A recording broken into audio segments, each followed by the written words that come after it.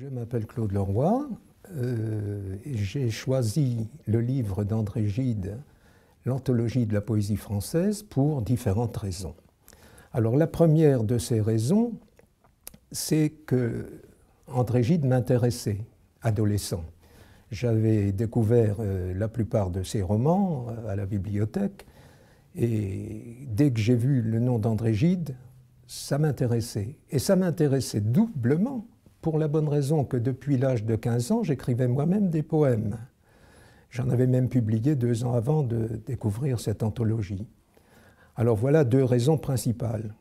Et il se trouve qu'au moment de mes 20 ans, on m'a offert le livre en question, l'anthologie de la poésie française dans la collection La Pléiade.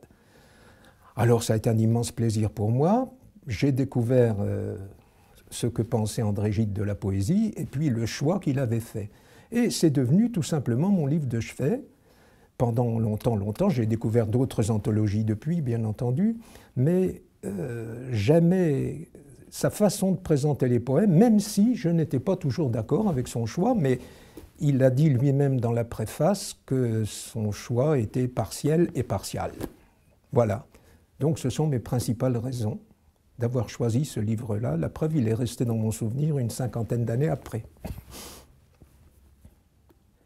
La poésie est comparable à ce génie des nuits arabes qui, traqué, prend tour à tour les apparences les plus diverses afin d'éluder la prise, tantôt flamme et tantôt murmure, tantôt poisson, tantôt oiseau, et qui se réfugie enfin dans l'insaisissable grain de grenade que voudrait picorer le coq.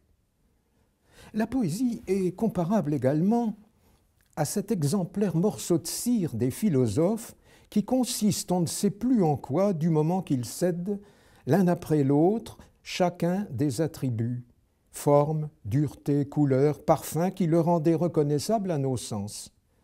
Ainsi, voyons-nous aujourd'hui certains poètes, et des meilleurs, refuser à leurs poèmes rime et mesure et césure, tout le sine qua non des vers eût-on cru, les rejeter comme des attributs postiches sur quoi la muse prenait appui, et de même émotion et pensée, de sorte que plus rien n'y subsiste, semble-t-il, que précisément cette chose indéfinissable est cherchée, la poésie, grain de grenade où se resserre le génie, et que tout le reste auprès paraisse impur.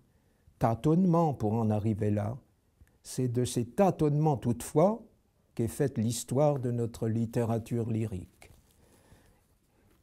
Un poème pour illustrer ces paroles d'André Gide, du poète normand Henri de Régnier. Un petit roseau m'a suffi pour faire frémir l'herbe haute, et tout le pré, et les douces saules, et le ruisseau qui chante aussi. Un petit roseau m'a suffi à faire chanter la forêt. Ceux qui passent l'ont entendu au fond du soir en leurs pensées, dans le silence et dans le vent, clair ou perdu, proche ou lointain.